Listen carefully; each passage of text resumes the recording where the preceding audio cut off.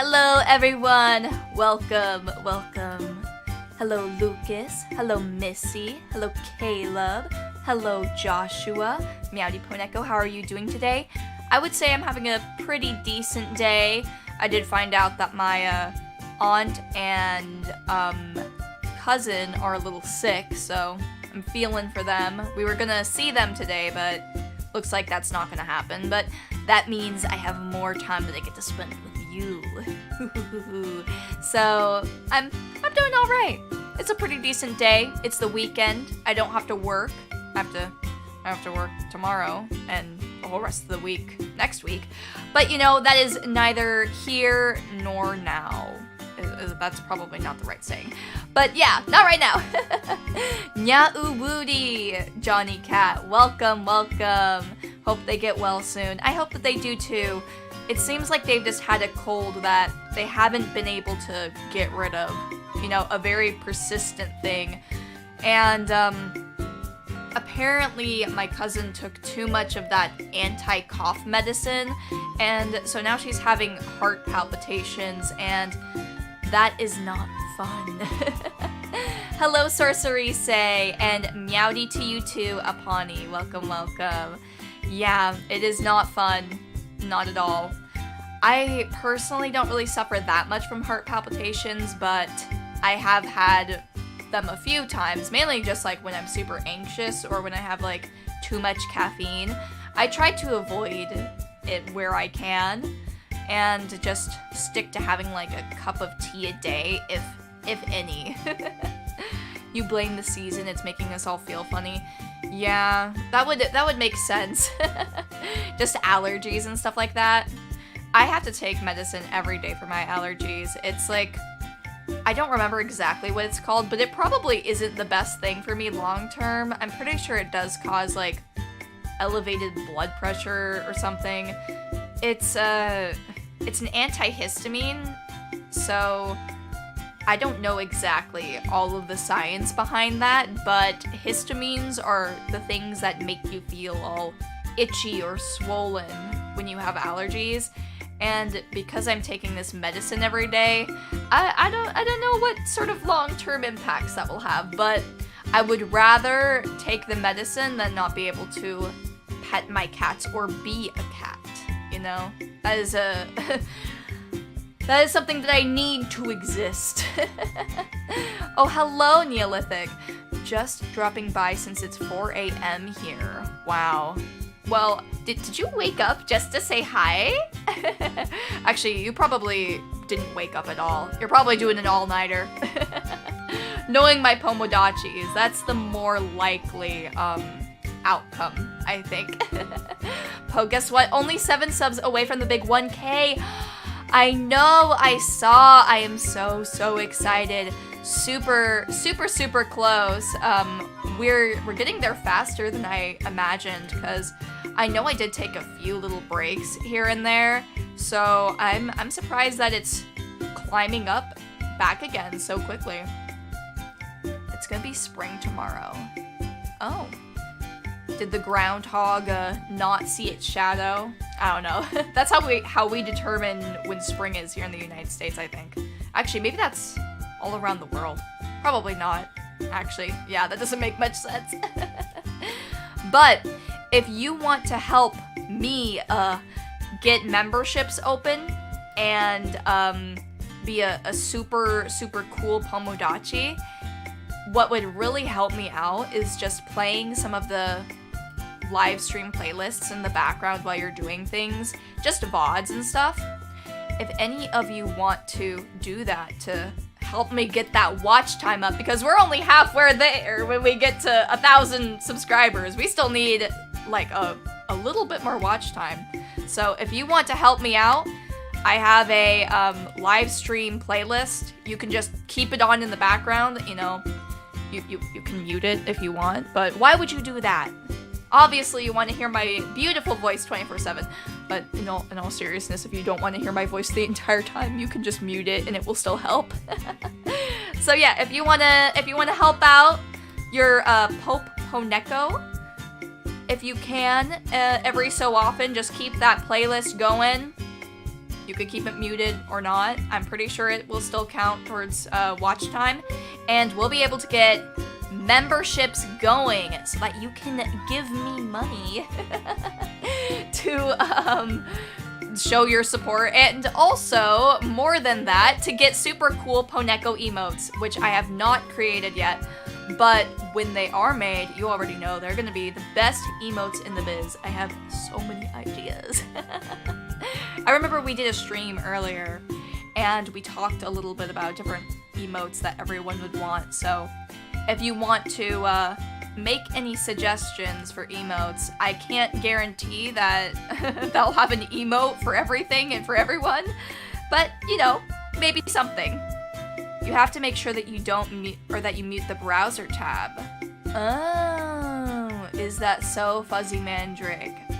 I did not know that, so listen to this guy. He knows what he's talking about. Yeah, so mute the browser tab. Do not mute the video. We'll game the system together. Yes. I'll get that 1K, and then I'll get the watch time, and then we'll all have emotes. It will be perfect. Po from Kung Fu Panda the Neko. True. I do like me some Kung Fu Panda. Also, welcome Cooler Soup. I haven't seen you in a while. How are you? It's great to see you again. You know, pretty soon I'm gonna be rich and famous when I get to 1,000 subscribers. I don't know if I'm gonna be able to remember everyone. No, I'm just kidding. I'll still remember you guys. You guys are the OG Pomodachis. And it's not like 1,000 is that big of a number. It's only 7 more than what I have right now.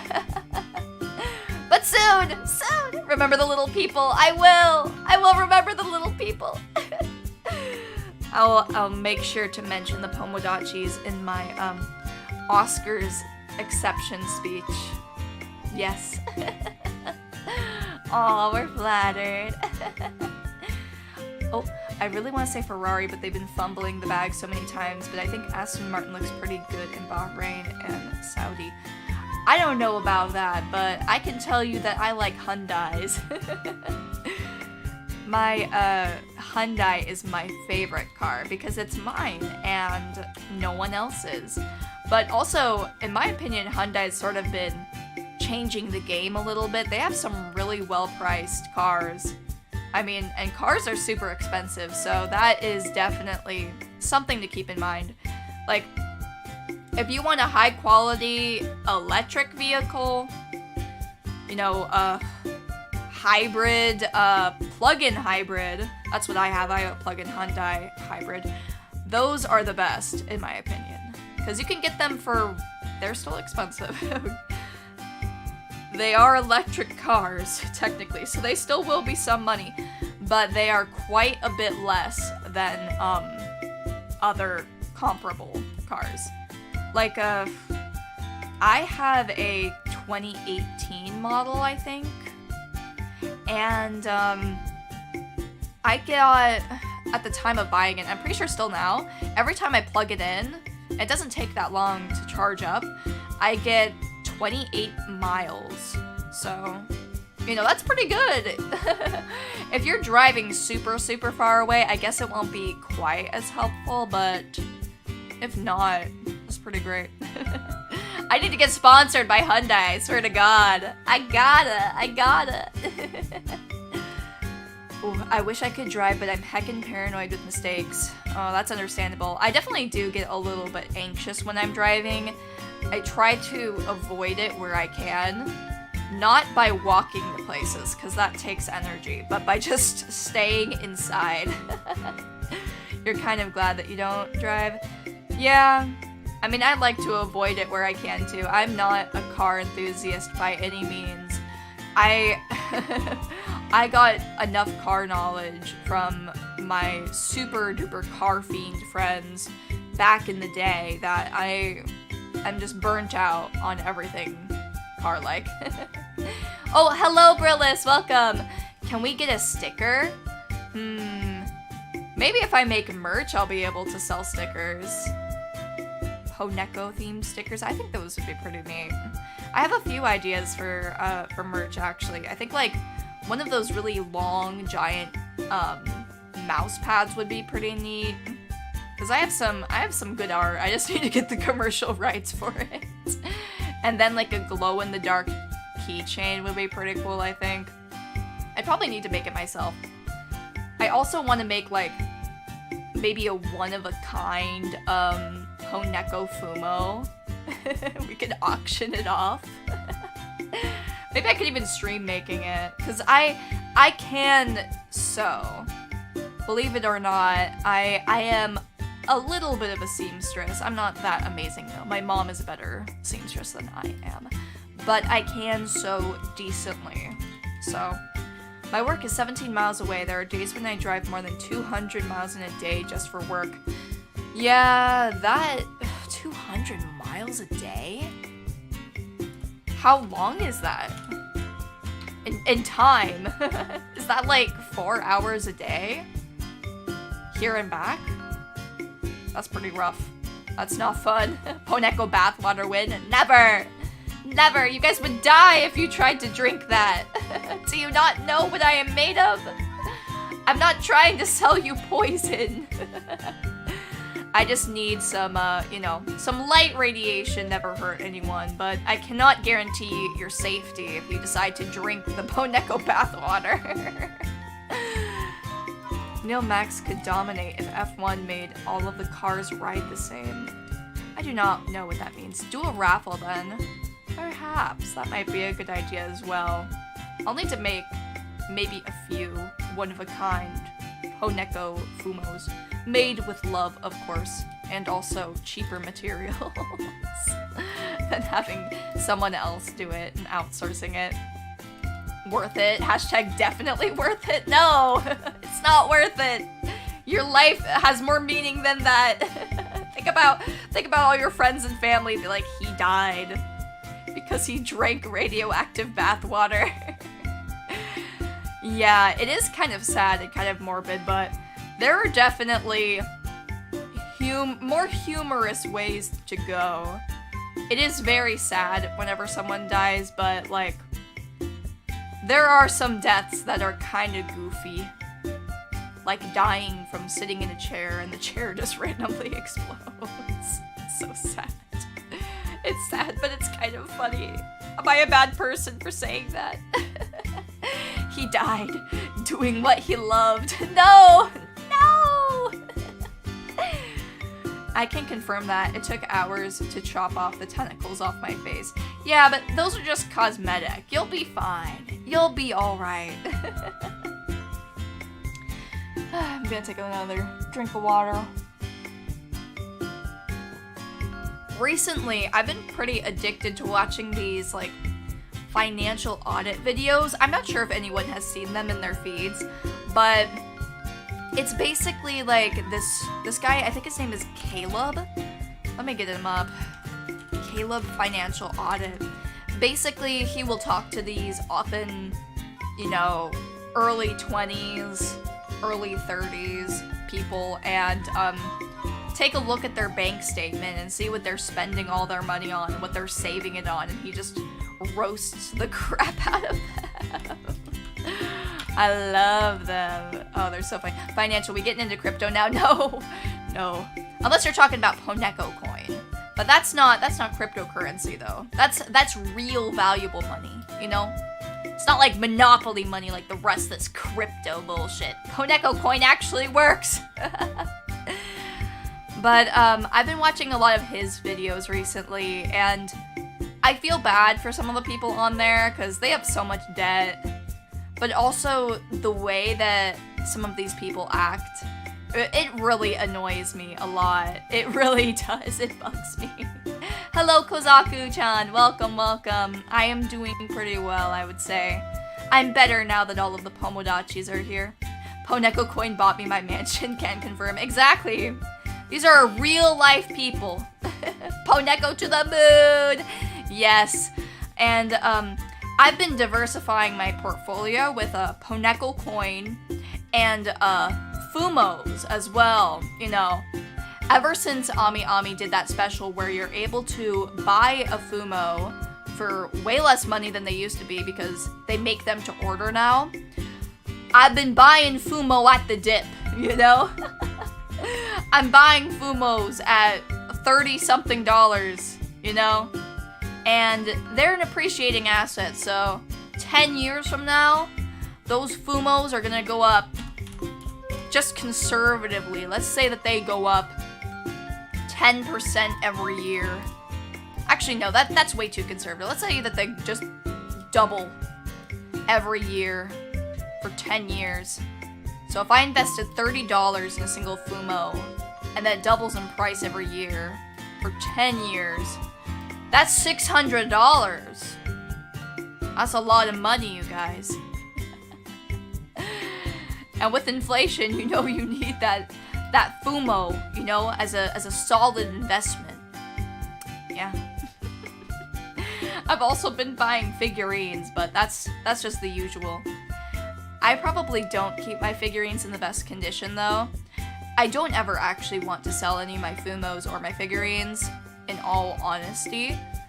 I mean, maybe if they went up a ridiculous amount, I would. But probably not. They've never seemed to get that much more worth it. I just really want to keep them. I like having my figurines, you know? So I like to take them out of the box, and that does make them worth a little bit less money, but I think that they look so much better out of the box, you know? Have you guys seen figurines where there's a boxed version and then they're out of the box? They look so much better out of the box, you know? And I think if you're buying figurines just to flip them, isn't there better things that you can do with that money? Like, if you actually want to invest it, maybe do that instead of buying a figurine from someone that they would actually want to keep, you know? Plot twist, you can only buy Popo bathwater with Poneko coin. Feels bad, man. True. I need to make it so that Poneko coin continues to grow in worth. You have the power of God in your fingertips, and you chose to watch inflation. What the hell is wrong with you, Cranky Kong? I don't know who Cranky Kong is, but he's right. This inflation is crazy! Oh, it makes me so sad. Everything is so much money now. I heard that eggs in the United States are like at least twice as much as they were a few years ago. Poneko coin is the latest very safe crypto investment, yeah. Exactly. Poneko coin combines safety with profit, you know. Normally that would be impossible. You can only usually expect a certain yield on your low risk investments, but that's the beauty of Poneko coin, is that it is extremely safe and extremely lucrative, you know. And what more can you ask for? I don't think you can ask for anything more than that. Oh, Fuzzy. Oh, hi Fuzzy Mandrake, I forgot to say hi to you earlier. Welcome! This is true about the eggs and the milk, yeah. Everything is a lot more, and a lot of restaurants are doing this very sneaky little surcharge at the end. There's one restaurant that I go to that does it, and they say that they do it so that you don't have to tip them. And I'm okay with that, honestly, because it guarantees that those workers get a tip, and at that restaurant, they always do a very good job. So, the fuck you mean you forgot to say hi, you've been reading my messages? Well, excuse me, Fuzzy Mandrake, there are just too many Pomodachis in the chat. Oh my gosh, hi Lady Saffron, welcome. Lady Saffron and I had been talking a little bit on Twitter about our mutual love of Paradox games and strategy RPGs, so you might see us playing together one of these times. I suggest you guys check out her streams. If you enjoyed my Crusader Kings stream, she does more than that. She does all different kinds of games, so I recommend you check her out. Don't use us as an excuse, please. But Brillis, what else are the Pomodachis good for if not excusing my incorrect actions? Hi, Sir Beals, welcome. But yeah, check out Lady Saffron out. She's very nice, and also she's very blue, So super duper neat. Oh, thank you. We gotta do something together soon. I think that would be fun. No butts, but I love the booty. What the hell? Crusade dus Wild. Yes. I really did enjoy playing Crusader Kings on stream. The only issue, I think, with streaming Paradox games and games of that nature is that they're just so long. They take forever. I feel like a lot of times those work better as a single video where it's like highly edited so that you can just get to the meat of everything, you know? And that's how I usually like to watch videos like that. I don't usually watch streamers when it comes to Paradox games. I usually just watch like highly condensed videos. Also, hello Shiny Bunny, welcome, welcome. Hi Poneko, how are you? I'm having a nice day. I'm having a nice relaxing time with my Pomodachis. You know, we're just chatting. It's a good week. Just sub to her. True. Everyone needs to sub to me. I'm so close. I'm so close to 1,000. I need it. Yeah, it has been a good week. I also got to play with Mavia on stream for the first time. And last night was kind of rough because we kept on losing. It was surprising because normally when we play together, we win. Like, if I go on OPGG, maybe it'll actually show our win rate together. Let's see.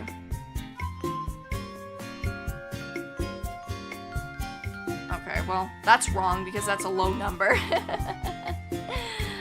Usually we do really well together and we have a decent win rate and we win lane and win game, essentially. Just take my word for it.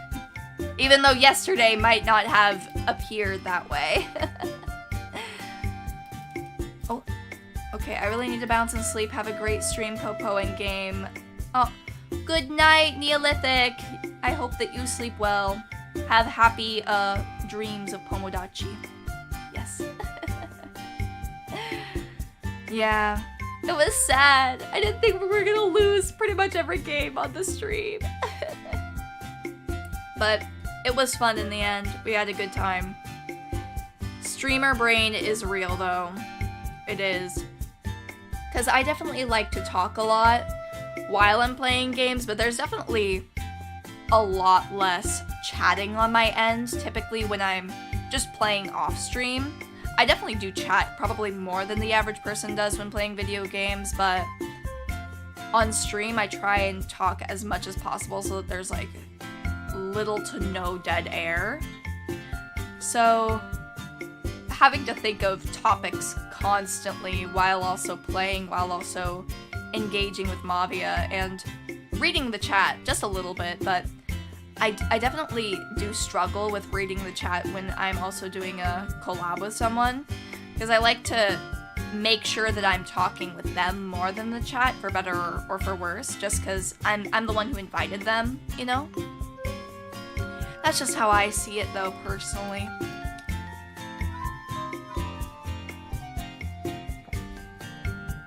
Oh, another kind of video I've been really enjoying watching is just like these videos about the best credit card that you can get. I think it's this guy named Daniel Braun? Yeah, his name is Daniel Braun, and he does like a lot of videos about different credit cards and like how to min-max your freaking credit card points. And I love it because I actually used my Capital One Saver One card to book my hotel in Japan that I know I've told you guys about. I've been planning to do a super fun Japan trip in May, which is coming up. It's coming up soon. Also, hello Rakia, welcome, welcome. I forgot to say hi earlier. Jeez. Oh, and hi Samurai Robe, welcome. Have you ever thought of having a co-host? I have a little bit. I think that the best person for the job would probably be Wolfie, because she's my best friend. But she also barely ever streams. She never streams with me, because she's super busy, you know? It's sad. Drawing while hearing nice music and a nice cat girl talking at the same time is so nice. Oh, well, I'm glad that you're enjoying it so far. Wait, people are doing guides on how to get the best credit card in the game of life? Kind of. He just gives good suggestions. I didn't actually use any of his picks when I saw him, but he just had some good advice, in my opinion, for like getting your money's worth, getting that cash back. And I know no one ever plans to have credit card debt, but I feel like I'm decently thorough in making sure that I pay everything off just historically. And I don't really shop all that much other than for like Skebs and VTuber assets. So I don't think that'll be too difficult to keep my payments going on time, you know? Ooh, is Red here? Hello, Red Conscript, welcome! Hello, Pomodachis, welcome, welcome. And hi, Aryaton. Hey, our nuclear pope is live. Yes, she is here. The pope is here! The Pope Pomodachi. That's what I made my role in Discord. I think it's a pretty good role. I'm away from all of the peasant Pomodachis on the bottom. Not to say that's bad, but I am the superior being. I am the Pope cat girl after all. You know? VTuber assets are so expensive. Yeah, they are. They are too expensive. Yeah, I've also been spending money on like getting covers mixed and videos, like music videos being made. Nothing super fancy, but still, it definitely does add up. But I don't have the time to mix it myself, and I don't want to learn how to do it myself. So, yo, any community event coming up? Probably. That depends on how soon it is that we get 1,000 subscribers. I think once we get to 1,000, maybe I'll try and orchestrate like a donathon of sorts, because I am trying to get a new outfit, and so I think that would be a pretty good way of financing that, maybe. I need to come up with some fun donathon like things though. I've never done one though. I'm kind of scared, you know? I am.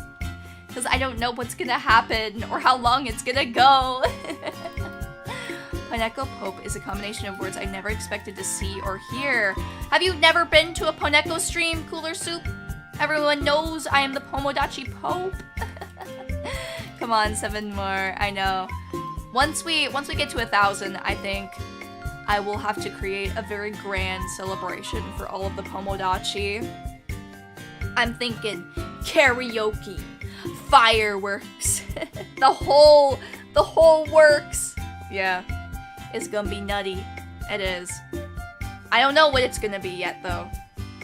No, I gotta surprise myself. I don't know, but it will certainly be very, very grand. I can tell you that. But I hope that answered your question, Brillis. That will probably be the next community event, and I don't know if I'll be able to do it next weekend, because I think 1,000 subscribers is a pretty large milestone, but if I'm able to get it over there this week, maybe from the time of getting 1,000 subscribers, maybe like 2 weeks after that, or a week after, I'll probably be able to have the whole plan ready for it. And you guys better be there when it happens. You better be. All 1,000 of you. Otherwise, Gartic phone or something again would be cool. Yeah, well, I'll probably be streaming a long time that day, so there will be plenty of time for all of the garlic phone you could ever want. And Scribblio and things like that. Probably not gonna do any Jackbox though. I had actually never really been that big of a Jackbox fan. I don't know, Jackbox has always just been kind of cringy, in my opinion. I know people enjoy it, and it's pretty good for like audience participation, but I just always feel bored whenever I play Jackbox. I don't know, do you guys really like Jackbox a lot? I did it once with the Gyaru gang, and I think I also did it a few times with some of the other Funatubers, but I feel like I'm just kind of not that good at it. And And I also am just not a huge fan, you know? Ask Mogu how many times her donathon got extended. Oh geez. Yeah, I'm gonna try not to have it be quite as excessive as that. Because I've seen her, she's been streaming for a pretty long time. And I cannot afford to take off that much work. It can probably only go to a maximum of 2 days, I think. I think that would be the hard limit, probably. My friend Camille forces me to play it every time he comes over Jackbox.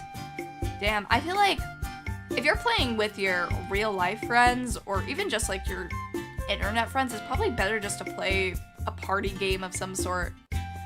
I feel like Jackbox is only really good for large, huge groups of like 15 plus people. And even then, if I had 14 people wanting to play a game with me in a room, I would just have them play Town of Salem. Because Town of Salem is a 15-person player game, so that's probably what I do. Have you tried King of the Castle? It's Jackbox-esque, but with strategy. I have not. Let me look that up. King of the Castle.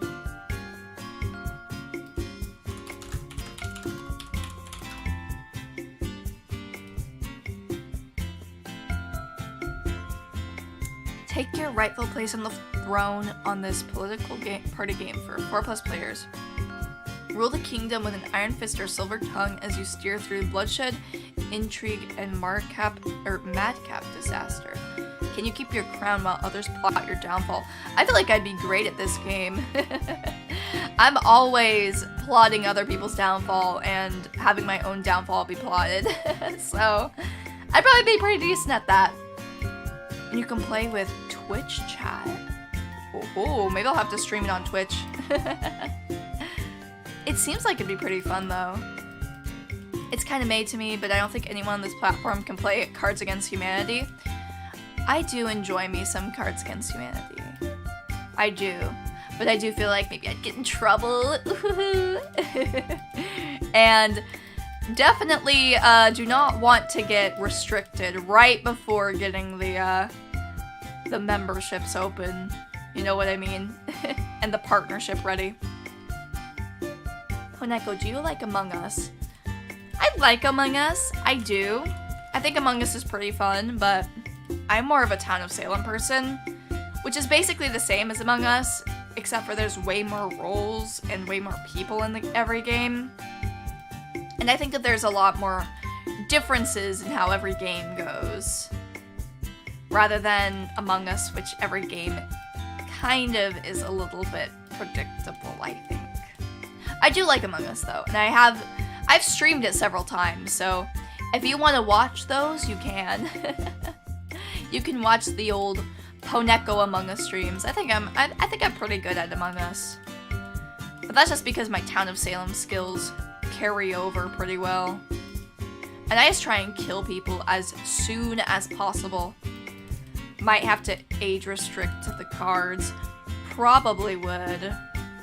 Honestly, I don't see how else I'd be able to get that. Ooh, any plans for ASMR streams in the future? Also, welcome Guantanamo. Welcome. Probably not. Mainly just because I don't know how to do ASMR, and also because I don't have the microphone for it. I also don't think that most people would like my version of ASMR, because for me personally, whenever I watch ASMR streams or ASMR videos, I don't really like being talked to during an ASMR stream.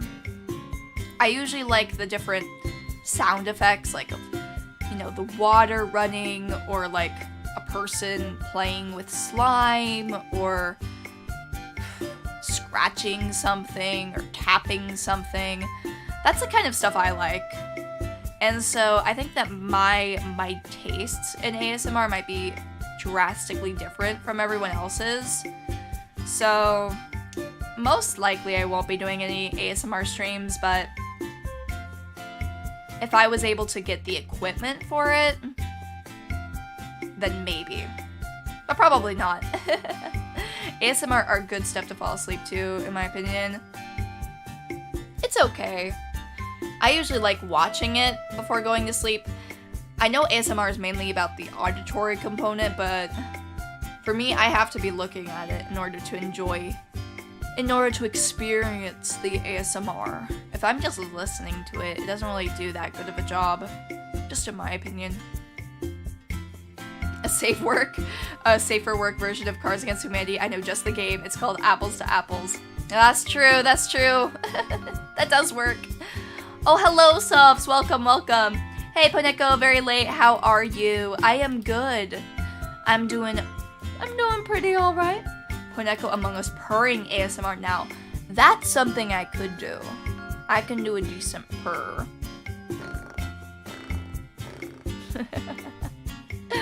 I'm good at lip trills and stuff like that too, so you know, I can do a solid purr. But yeah, everything is going well for me, so thank you for asking. One thing though that is kind of bugging me is I have a lot of visual novels on Steam, and whenever I try and look for games that, you know, would be fun for me to play, I feel like the visual novels kind of like skews the results, and it just recommends me endless, let's just say adult, very adult games that I do not want to play. It's just an excess of that. Like, everyone's popular new releases page looks relatively normal, but for me, there's like a solid... Oh my god. I'm just reading the titles of these, and I don't think I could say them on stream. I don't even have any, like... Well, I do have some NSFW visual novels, but the vast majority, well, literally all of them are not quote-unquote adult games. They just have that aspect in it, because it's pretty much impossible, I feel like, to get a visual novel that doesn't have an ecchi component. Maybe I'm wrong, but I guess Steins Gate doesn't have anything like that. But when it comes to Sayo no Uta, that has adult scenes in it. When it comes to Kara no Shoujo, that has adult scenes. Katawa Shoujo, a lot of them do. I guess Higurashi doesn't, but Higurashi has some pretty graphic scenes, you know, even though it doesn't actually show it on the screen, so yeah. Do you have a preference of visual novels? I do. I like pretty long visual novels. I like scary visual novels. Anything that has an interesting story, though. I especially like making choices in visual novels. Like, I played most of Katawa Shoujo. That's the, I think it's called, Disabled Girls. I think that's the name of it. Maybe it's not that, I don't know, but it's this game. I'm trying to get a photo of it, but I'm saving WebPs. My sworn enemy. Come on, let me get an image so people can know what I'm talking about. There we go. It's an extremely tiny PNG. That's the best I could get. This game. I've played, I think, 2 or 3 of the different endings. I played the girl without arms and the girl without legs endings. I still need to play and get every single ending for it. But I enjoyed that one, even though it wasn't super scary at all. It was more kind of sad and bittersweet. It was really funny, and I like making choices in visual novels, so that's a good one. And it's also free, so that was pretty great. You would be shocked by how many NSFW visual novels I found on Steam just by not looking. Cooler Soup, that's literally what I'm talking about. That's what I'm saying, is if you so much as download a single visual novel, even if it's a pretty safe for work one like Higurashi or Umineko, you will be bombarded with random porn games. It's sad. Oh, hello, 13. Welcome, welcome. Do you ever think of going full-time streamer? You know, I think you know the answer to that question, 13. If I could, I would. But I cannot at this point in time. But, you know, who knows? Maybe someday that'll be a possibility. But that is not something I can do at this time. In the future, though, that would be pretty fun. I played Blind Girl and Burnt Girl. I still need to play the Burnt Girl and the Blind one. Actually, I think I might have gotten the ending for the Blind one. I don't remember. I just know that the deaf one was kind of a bitch. She was kind of mean. But she seems interesting still. I heard that you get a bad... Oh, I also did get the ending of the incel guy. This one. Because I wanted to see what he said. Oh, there it is. Yeah, I got this ending too. A Harry Potter looking ass. Incel. Those two are pretty good. Burnt one was a bit of a curveball to me, but they're all pretty good. Neko? Safe for work? Murder isn't safe for work either. Well, you can read it. And even though you probably shouldn't be reading it at work, you probably shouldn't even be looking at anything anime or game related at work, period. No matter how innocuous, even if it's Animal Crossing, you can't escape. But I think it still can be categorized as safe for work. Cause, you know, Danganronpa is safe for work, you know. 7th graders love Danganronpa. I loved Danganronpa in 7th grade, though I was not obnoxious as a Danganronpa fan, at the very least. So, yeah. I found like 3 on the front page, and of all the visual novels I played, Doki Doki. Oh, Doki Doki's also pretty great too. I'd like to play the new Doki Doki on stream, because I'm pretty sure they made a second one, didn't they? But I've heard that it'll show your information on the stream, and that's something I desperately want to avoid.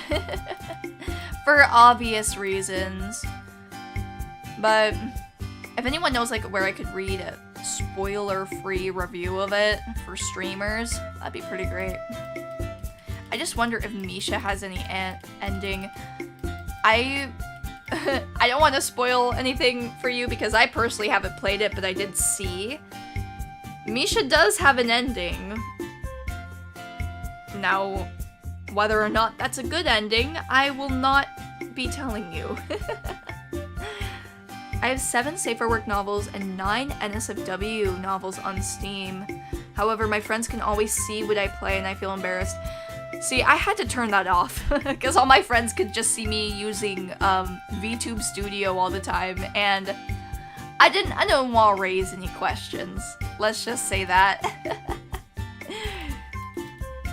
Ooh, Project Libitina. It's supposedly a prequel to DDLC, detailing how the girls ended up in DDLC in the first place. Huh. That does sound interesting. I played the game in high school, DDLC, and I liked it.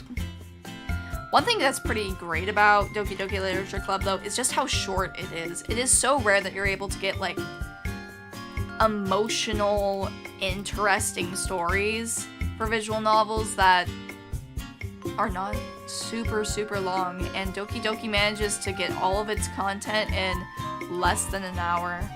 It's pretty impressive, to be honest. Why is the Pope spending so much time in VTube Studio recently? Exactly, I had to turn that off. I couldn't have them spying on me any longer. Would you ever play an LN on stream, including NSFW? Probably not NSFW visual novels. I'd have to age restrict it, definitely, if I was to do that. And I would want to try and make sure that everything was censored, but, you know, I don't have the best, etchy detector, so I don't think I'll be able to censor anything before it shows on the screen. And I don't really know how I would deal with that, but if I was able to, I'd definitely like to. But I have actually played a visual novel on stream before, and I played the Clanid visual novel. I did a little bit of that. I still need to finish that, but goddamn, Clanid is long as Lastly, I have one friend IRL who likes to tell everyone in person in our group what games I've been playing, and I'm like, bro, why? Well, do you have anything to be ashamed about, Caleb? I know for me, the only thing I'm ashamed about playing is a VTube studio. But maybe that's just because I have no shame, and not because I'm not playing degen games. Also, this other visual novel called Find Love or Die Trying. I've seen ads for that constantly. It always comes up on my For You page. It's like a meandering visual novel where I assume you die a lot. I don't know, I haven't played it. I've seen it before. I think I downloaded it because it's free. I haven't played it yet, though. I wonder how long it is. Maybe I'll be able to play it on stream. It doesn't have any yabai looking tags on it. But there are some pretty yandere looking girls. Jeez. I feel like I'd be able to escape death. You know, I'm pretty good at interacting with the menhera.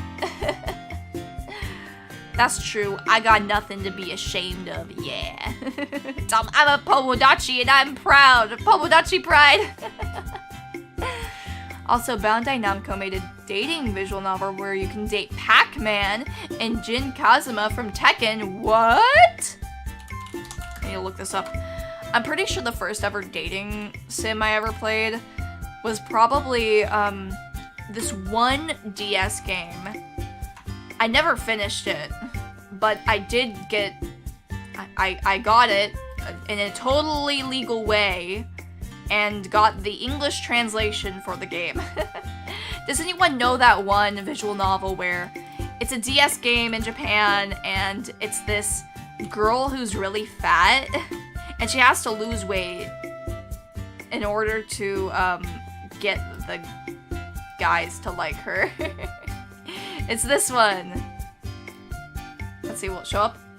Here it is. Have you ever seen this game? What's the name of this? Girlish Love Revolution. That sounds like 90% of visual novels out there already. We love legally acquired digital materials. Exactly.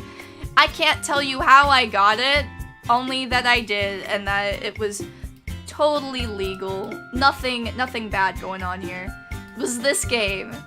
And one of the interesting mechanics of it that okay, now I'm not gonna talk about how good or bad it is that they're making you lose weight in order to date someone in the game, but basically certain characters' roots are locked if you aren't below a certain weight.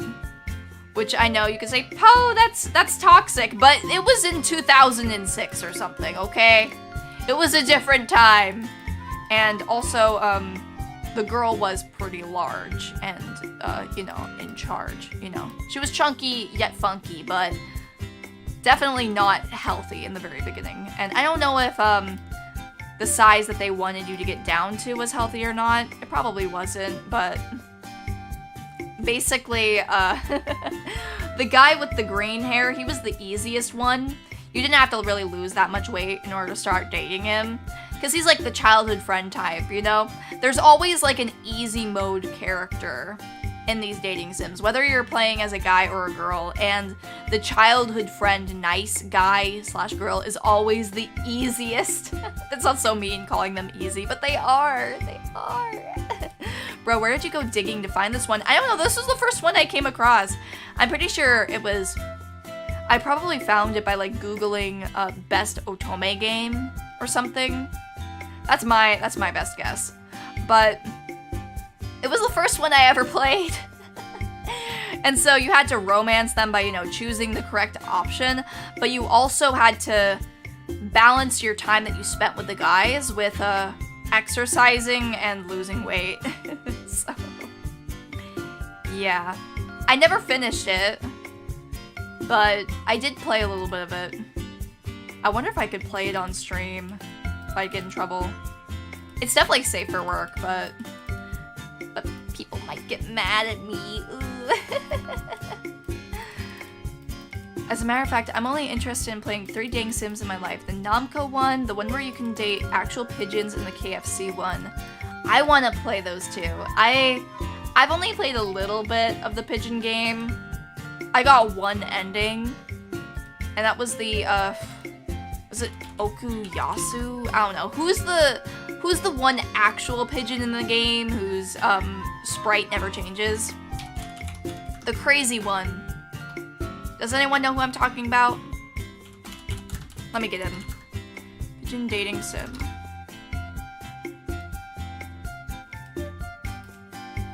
I'm trying to find a photo of him. Oh, this guy. Oko-san. This is who I got the ending of. It's the only ending I got. But you know, he was pretty cool. The pudding pigeon, yeah. That's the only ending I did. I still need to play to get the other endings. I don't know who I'd want to be with though. Maybe I should play it on stream. That might be fun. I'm pretty sure that Hatoful Boyfriend is a pretty short visual novel too by comparison. And I am the visual novel master, also known as the Master of Love. So I'm sure I can get it done. Wait, have a perfect visual novel story that's full of puzzles, choices, and horror. It's called Zero Escape 999. I have actually played one of the Zero Escape games. I'm pretty sure it was the first one. I don't remember if that's 999 or not. But I played whatever the first one was. And I liked it a lot.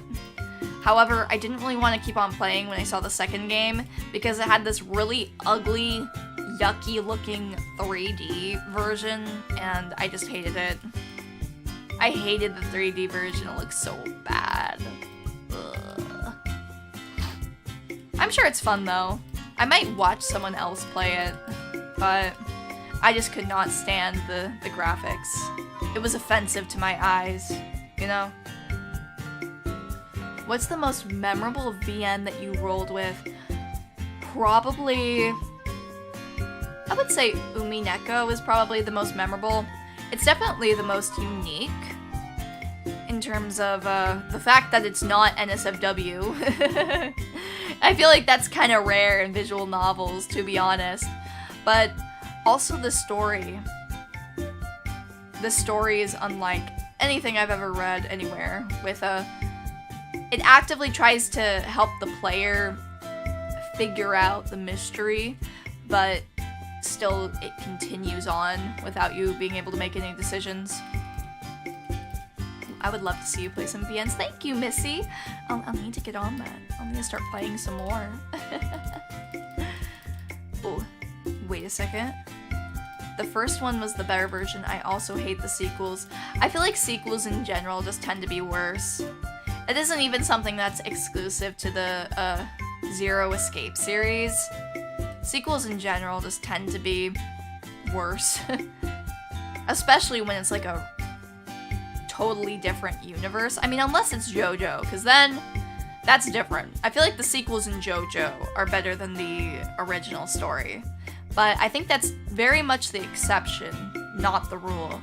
When it comes to the Madoka Magica sequel with the Magia record, that was way, way worse. Same with the Corpse Party games, that was way, way worse. Zero Escape, ugh. Yeah. Sometimes game developers don't know when to let something die. Same with anime too. Soul Eater Not, I heard was really bad too, compared to the original Soul Eater. That's what I've heard. Also, welcome Nefer! Welcome, welcome! Wait, hold up. Hussy's VN was actually licensed by Namco? Was it? Was it licensed by them? Or was it just a little fan game? Because I feel like people make fan games of everything. In the same sense that people make fan fictions of everything. Don't Google it. There are a lot of fucked up fan fictions out there that I don't recommend. Oh, hello, Alexandro. Welcome, welcome. Hello, how are you today? I am doing pretty decent. I'm just taking it easy today. My cousin and aunt had to cancel on me because they were sick. We were going to go out for dinner, and I was excited, but, you know, now I get to sit here longer with you and take it easy, so, yeah, it's going well. Sequels can be a bit of a hit or a miss. Yeah, I think that there is an active sequel debuff, too, where they need to be... I wish that most sequels were even as good as the original game, but I feel like in order for a sequel to truly stand out, like the Shrek sequel did, because the Shrek sequel was actually better than the original Shrek movie. It has to actually be better in order for it to really make an impression, you know? I think The Evil Within 2 is way better than the first. What are some other sequels that I've seen? Oh, the Disgaea games. They all have sequels. I feel like every Disgaea game, other than the 6th one, bleh, I haven't played it yet, but it's all 3D and gross and ugly looking. And I've heard that it can't even run on the Switch. Ooh, rough. But the Disgaea series has a lot of really good sequels too.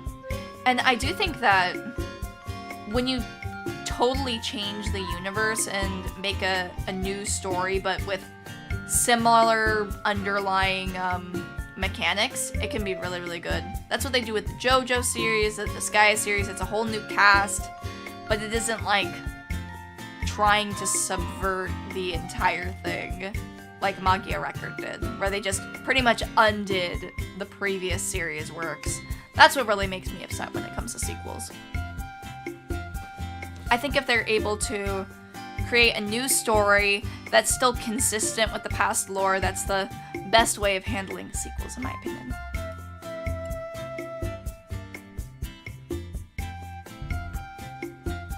Excuse me. Oh, there's a visual novel where the protagonist explodes. Oh no! When a girl confesses to them, basically you have to avoid romance in that one, but it doesn't have an English release yet. That sounds fun. I like goofy visual novels. I like that kind of stuff. That's probably why I enjoyed the weight loss one that I played. I just think it was funny that, like, the middle guy with the blonde hair, you had to be the lowest weight for. He had the quote-unquote highest standards. Yeah, interesting. Being consistent is sometimes a challenge for writers. Yeah. I think the problem is they get new writers that want to reinvent the whole thing and don't pay any respect to the original. Other times, though, it's just people totally screwing up their own writing. It's not to say that I'm a huge purist that everything needs to be perfect and consistent, because obviously JoJo isn't. You know, JoJo has plot holes, but JoJo isn't a super serious series either, I feel like, so it can definitely get away with a lot more. Let me remove that. The visual about dating KFC is great. I want to try playing that one. I've heard it's super short, so I could probably do it like in a single stream. Maybe? Maybe I'll have to do that. But who should I romance, though? Probably the Colonel. Yeah. I don't really see any other option but the Colonel. He's the icon of the series. The main character. Or just remembering what you wrote before. LOL, the eye for gore is hard to dodge sometimes, in my opinion. Probably. I think a lot of shows, though, tend to do a decent job with that. With remembering it. It's just like sequels. Hello, Ami. Welcome, welcome. Oh, hi, Leah. Hello, Leah, also. So what's the topic? We were just talking about how sequels can be kind of rough. They are often not the best. But usually the second one doesn't have that many problems, but then it's when you get to the third and the fourth that really starts to get milked for everything that's worth. Not fun. Not fun at all. Oh yeah, but has anyone seen next season's anime list? Does anyone have any shows that they're gonna be watching next season? For spring 2023? I had a few that kind of jumped out at me that I might give a chance. Because some of these, like, I can't stand to even watch a single episode of. If I hear something really good about it, I might take a look. But if not, then I don't think I will. A few of them are kind of sticking out to me. This one from the art style. I don't know if it'll be any good, but I like how the girls look. So maybe... Oh, oops. Moving the wrong thing. I don't know if it's any good. But at least it looks different from the usual. It's called Rokudo no Onatachi. It says Tosuke Rokudo is a first year attending Amori High, a school full of delinquents. He's often bullied by his classmates due to his incompatibility with their behavior, the only exceptions being his good friends who are also social outcasts. Frustrated at the way they are treated, the three wish that they could stand up and claim the fun, peaceful school life of their dreams. However, Tosuke's life takes a drastic turn when he receives a package from his late grandfather containing their family heirloom, a scroll said to possess power to save him from impending danger. I'm not going to read the entire synopsis of it, but I think I might check that one out. That one might be kind of fun. It's more like anything that doesn't have the word isekai in the title that I might look at. I might actually give it a chance. Oh shit! Wait a second. They're releasing a furry anime! Look at this. What the hell? Oh. Well, this is certainly unique. It looks like all of the characters look like that too, except for the main one. Huh. It's called Niehime to Kameno no O, Sacrificial Princess and the King of Beasts. It might actually be good though. Because these don't look like sexualized furries. I actually like Beastars quite a bit, so maybe I'll like this. I'm not a furry though. I'm not like Rushi.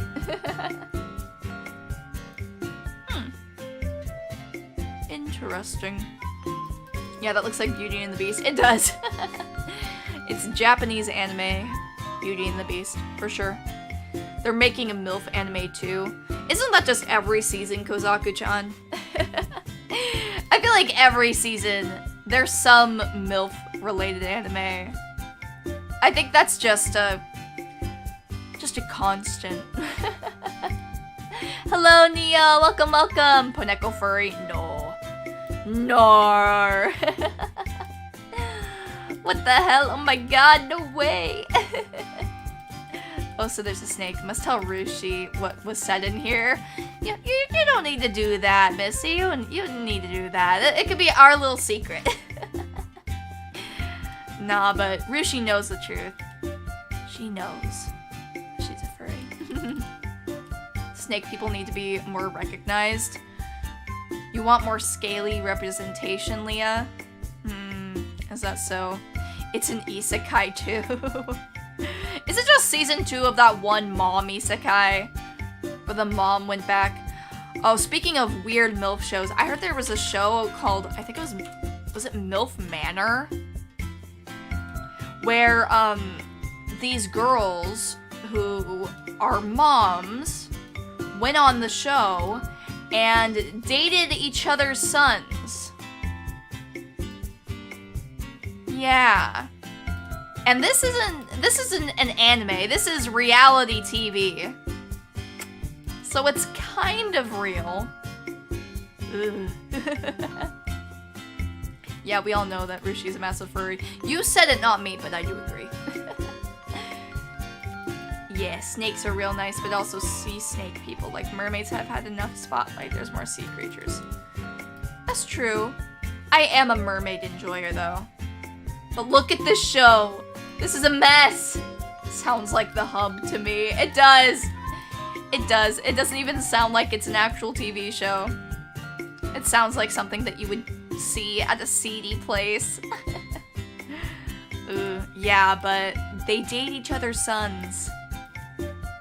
And apparently they get eliminated if no one is interested in them. Let's read this on Wikipedia. 8 pairs of mothers and sons travel to a villa in Mexico to look for love.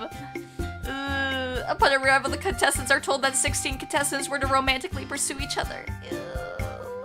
The announcement is a surprise to the contestants. One contestant, April, stated that she thought her son would be in a separate retreat instead of her dating pool.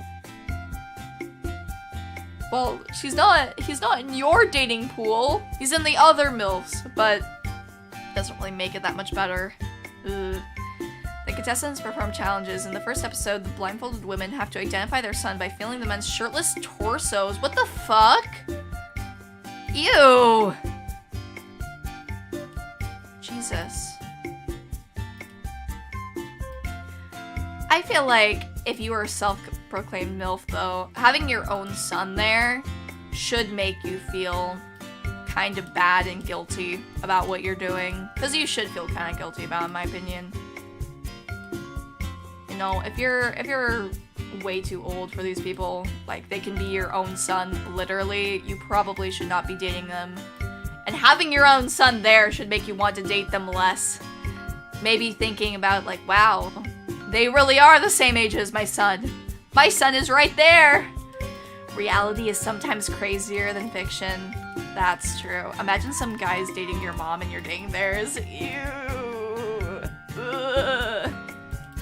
Quick, let's change topics. Let me go back to anime. I know. We have to leave reality for a second. And go back to the anime world. I get it. Some teens or adult boys like MILFs, but it's still a weird show. Yeah. It's kind of gross. For me, I have a guilty pleasure of watching The Button. It's another reality TV show on YouTube. It's not as creepy at all, but it is extremely cringy, and that's why I like it. It's so cringy. It's good. You get to see these people going, like, talking to each other and sussing each other out to see if they want to date them, and then the button presses red, and if you don't want to continue talking with this person and swap your date out for someone else, you press the button, and it's interesting. I don't think that any relationship that begins on the button is going to last, but it doesn't have to. It just has to be entertaining enough for me to laugh at it. So I've been enjoying it purely for the cringe factor. You know, sometimes a little bit of cringe is good for you because it improves your self-esteem. Maybe that's why you guys are watching me. That better not be the reason. That better not be. Yeah, watch The Button for that. Or MILF Manor. Don't come here to my stream to cringe. But you know, a little bit of cringe is good for the soul. That's what I think. Oh man, people just do speed runs for that one. They do. They try and escape immediately. It is fun though, because sometimes they'll reject people for like the most asinine reasons, and then other times they're really mean about it, or just weird. Ugh. It is not a great show, but it is good. Purely just for the sake that it's so bad. It's so bad that it's good, you know? Yeah. Someone streamed that for the lulz and got their stream taken down by YouTube. Streaming The Button? What did they get banned for? Or why was the stream taken down? I don't want that to happen to me. Sometimes can't have the good without the bad. Yeah, and sometimes the bad can be good for you. And I thought Naked and Afraid was cringe. It is pretty cringe still. I like Survivor more than Naked and Afraid. I like a fair amount of reality TV, not that much. I don't really like The Bachelor or anything like that, but I like Survivor. I like RuPaul's Drag Race, like the button, and that's 3 shows. That's probably more than a lot of other people watch. Probably more than most people here watch. Maybe not more than the average American or girl watches. I don't know. But I think they could be fun sometimes, as long as it isn't the bulk of what you're watching. Oh my god! One time at work, I had like a really easy, kind of boring assignment. And so I just put on some random, super easy viewing, because that's the thing about reality TV, is it is very easy to digest because it is so extremely simple. And so I watched some Love Island, the US version, and I definitely feel like I watched way too much of that. I didn't even finish the entire season. I watched like 6 episodes and I already felt way dumber after. God, those people on that show were so annoying. They just had the worst people on the show. Like, are you really like that? Or are you playing it up for the camera? Another show I liked watching that was a reality TV show, and this one I actually finished, was the Selling Sunset and Selling the OC. I didn't finish all of Selling Sunset, but I mainly liked it just because I really want to own my own home someday, and they had some really pretty looking homes. But there was some ridiculous drama on that show, though. It's like, how do you survive living like this? You are so unprofessional. Oh, let me read.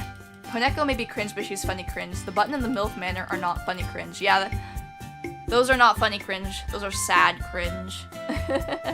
I'm cat girl cringe, the best kind. Yes. Apparently, it was because it was too sexually inappropriate, but they didn't do anything weird. What was too sexually appropriate? The, MILF manner? Or something else? Ocean jasper glows in the dark. Only real fluorite glows in the dark. Huh. Interesting, Leah. They just said some stupid things about what they want in a relationship. Oh, okay. Kid Nation? What's that? Ooh, this looks interesting. I don't know what this is, but I see these kids working hard pulling this cart, and I feel like it's a good show just from that. Yeah, work harder, you little shits. That's what I have to do. Oh no, it says, was Kid Nation the worst reality show ever made?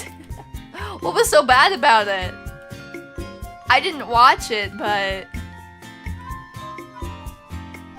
Today in TV history, Kid Nation ended its great experiment in reality TV tots. Huh. Can you give me a brief overview of it? It seems interesting, Caleb. It really does. There was a lawsuit. They literally drop a bunch of kids in the middle of nowhere. Oh no! Oh no! I just looked it up though and I saw this random political compass. Does anyone know what this is supposed to mean? Oh god. It sounds funny, it sounds messy. And for that reason I need to watch it. I like messy things, sometimes I do. Ooh, you know what was a good show though? It kind of is reality television, but it's also not. Meerkat Manor. Did anyone watch that show? It was about these different... Oh yeah. I prefer Meerkat Manor over MILF Manor. The superior manor. Definitely. Oh god, that's huge. Let me make that a little smaller. Meerkat Manor! Oh my god. It was so dramatic. They narrated everything that these meerkats were doing and followed their entire colony. And it was sad. There was this one, bitchy lead meerkat. She was the matriarch of the family, and she would cast out her own daughters for having kids. She's like, get out of my house, get out of my manor, and then she'd banish them. Oh my god. Do you want to know what that meerkat's name was? The main bitch? Her name was Flower. Her name was Flower. It sounds so sweet and innocent, but she was a little devil, that one. She was a meanie. She was not nice. Not nice at all. All these manor shows, I know. Maybe that's just a popular naming convention. I don't know. They drank bleach by accident. Ooh, no. How though? How did they do that by accident? Oh, now that makes me sad. Maybe I won't watch it. Actually, maybe I will. I thought you meant like Meerkat Manor. It's a meerkat, just a simple cat, you know? No. It's these little meerkat guys. Super cute. It was a fun show. You could probably still watch it. I don't think I ever watched the entire thing, but I watched it probably at least the first 2 seasons. Look at this. Oh! Oops. It says drama is in their nature. Yes, that's what meerkats evolved for. Reality TV. I don't know many shows, so pieces and turns into a lurker. Whee! It's okay, Leah. I watched a lot of television growing up, so yeah. I watched a lot of cartoons and just random TV shows.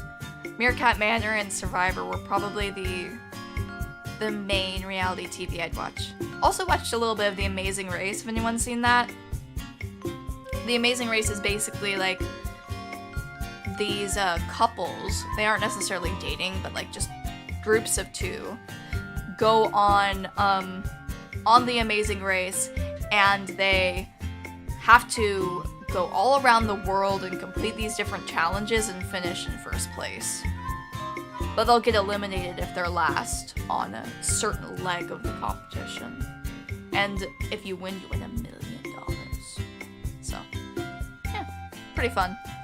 Survivor is a different kind of show, though. Survivor, they bring these people into the middle of nowhere, but not in the same sense that they probably did on Kid Nation. But these people go on the show to compete for $1 million, and they're voted out each week. And so you have to survive, outlast, and outwit in order to win in the end. It's a pretty fun show. It is. A good social experiment. And for our reality show, you have to survive in Akron, Ohio. Oh no. That definitely would have a lawsuit. That's far too dangerous. Something is definitely sure to go wrong. Dropping just random people in Akron, Ohio.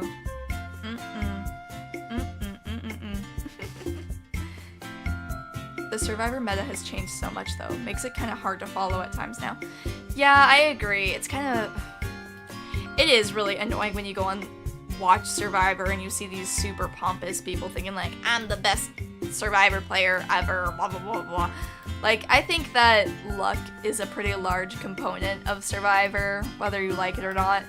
Not just when it comes to finding hidden immunity idols and stuff like that, but also just who are the people that were casted that you're going to be able to get along with, because there's always a person who's a little nutty, or maybe a few people, probably multiple people, who are kind of crazy. And because you have all of these somewhat insane caricature-like people, you might not necessarily be able to do as well as you think that you do, because there's really strange personality types out there. It's not represented by normal people.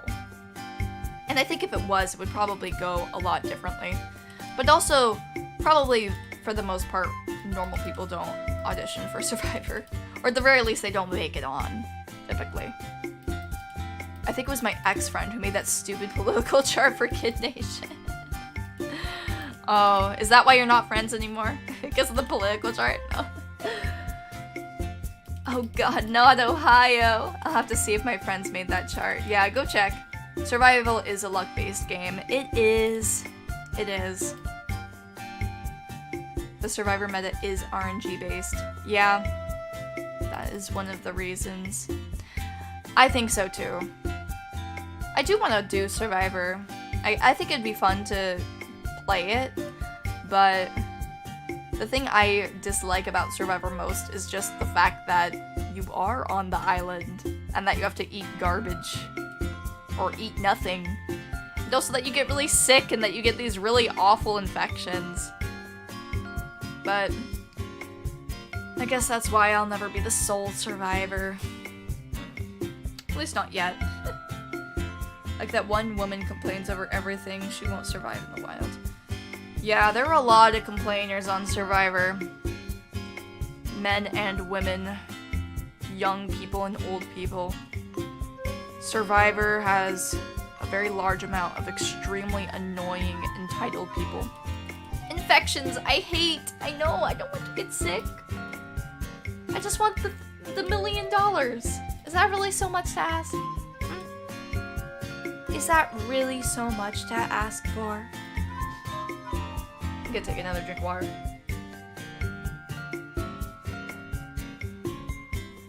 Oh yeah, back to anime. Has anyone watched Oji-san Isekai? Because I'm about halfway through that, and I was really enjoying it in the beginning. I thought that it was a pretty interesting, funny, it's a kind of funny version of an isekai. Which I do think that there are way too many of those nowadays. But then as I continued watching it, it became a bit worse. I'm only halfway through it, by the way, so I can't say for how everything is gonna go, but I know that when I was watching it, it became more ecchi. Yeah. And it kind of made me sad, because I thought that it was really interesting how the uncle was, like, kind of super oblivious that this tsundere girl liked him. But at that point, he wasn't being oblivious. Like, she was literally snuggling up to him and crap, and I didn't like that part of it. I think it would have been better if they kept him pure, because that's what was funny about it. I didn't want it to be like a self-fulfilling fantasy where it's like, ooh, that's just like me if I was in an isekai, or I wish that would happen to me. The thing about the Oji-san isekai that was so great is he, in the beginning, was showing how difficult it actually was in the other world, and then also having his kind of huge misunderstandings about certain things.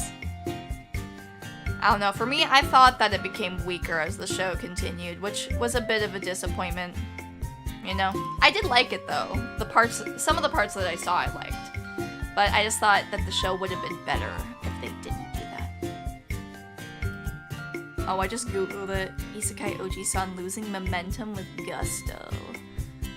True. Damn, the prophecies of Isekai Oji-san haters appear to be coming true, as the pace of the show has already slowed down. Yeah, that's the thing, is I feel like Isekai Oji-san would probably have worked a lot better as an OVA. As like a short, maybe 3-episode series, I think it would have worked a lot better, potentially. Just because it did seem like it was getting a lot slower with time, and also creepier, dare I say.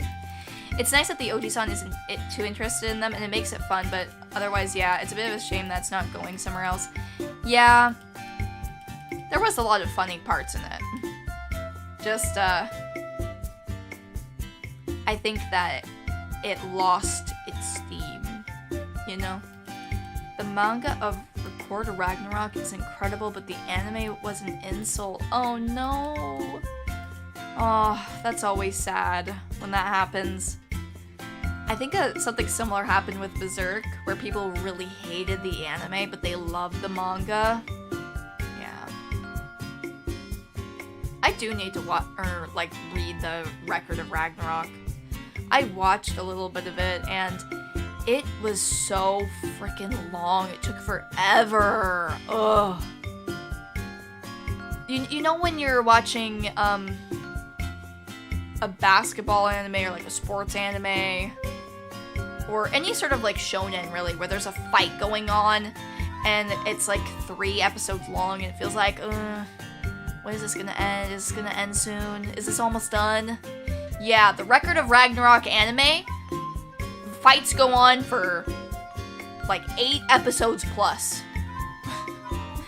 They are excessively long. No, they are not planning on ever finishing the anime, I feel like, with how long everything fucking took. Jesus. Just that push to try and get more sales for the LN or manga, in my opinion. Like some adaptations just make you rather go for the source. Oh, definitely. I mean, there have been many times where I've seen an anime that came out that was rated actually pretty poorly, but it still made me want to go out and check out the source material, so I guess for that reason alone, it isn't always horrible to have these adaptations because sometimes it does generate interest, but it always does make me laugh when people say that they like the anime more than the visual novel or however it goes, the game more than the visual novel or something, yeah. Hello, Coco. Welcome, welcome. How are you? Oh, well, let me see. Like, Ippo made that tension palpable, though, in my opinion. I don't even remember who Ippo was. I just remember that that there was a single fight that went on for like 12 episodes. I think that short and sweet is the ideal length of an anime battle. For me personally, I don't really mind, I don't really mind that much having there being a lot of talking during a battle.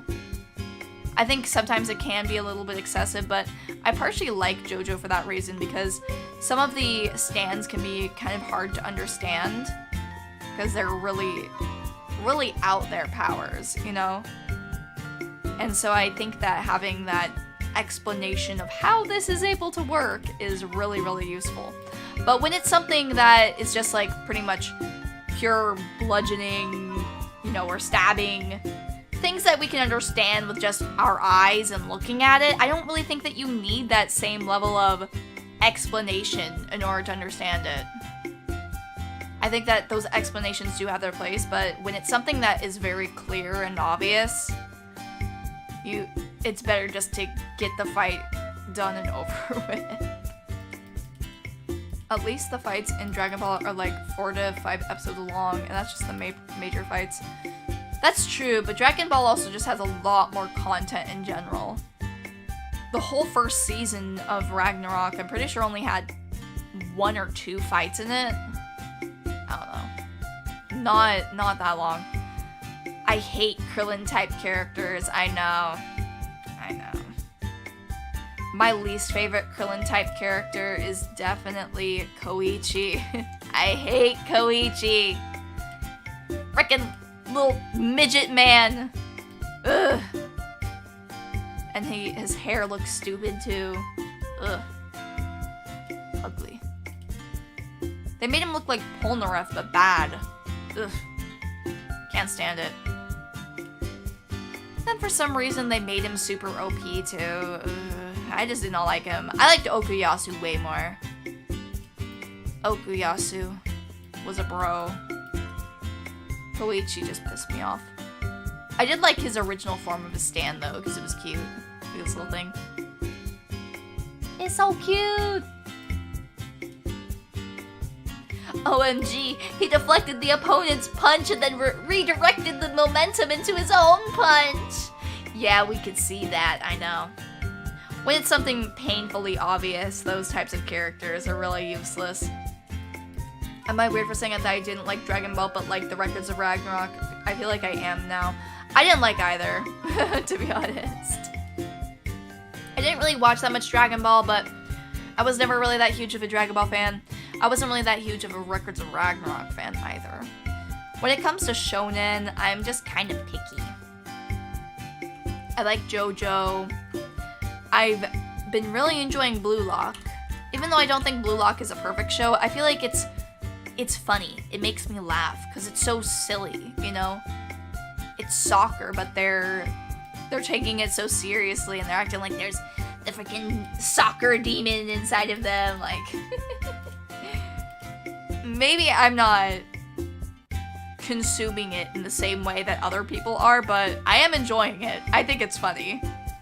I mean, look at this scene. Does this look like they're playing soccer or unleashing a super secret move? It's a funny show, it is. And I think it's not meant to be taken super seriously either. It's a funny one. I like it. Koichi, aka Jotaro's favorite person. That was the other thing that pissed me off too. Why is he giving so much props to Koichi and not his own flesh and blood, who literally saved everyone? Koichi didn't even do anything. Stupid Koichi. God. Oh, Dragon Ball is better than Dragon Ball Z. Changed my mind. I don't think I can change your mind because I can't really compare the two.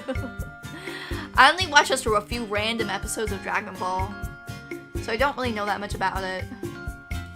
I also watched the Mega 64 Dragon Ball recaps, and I liked watching those a lot more because they were super silly and really fast. Like, look at this. The Majin Buu Saga in 5 minutes. It's actually 10 minutes, or 11 minutes if I'm being honest. But I enjoyed watching it a lot more like that because Dragon Ball's just too freaking long for me to watch. It's too long! Speaking of long shows that are shonens, though, one show I do actually want to watch and maybe will tolerate watching is Hunter x Hunter. Because I have heard that Hunter x Hunter is really, really good.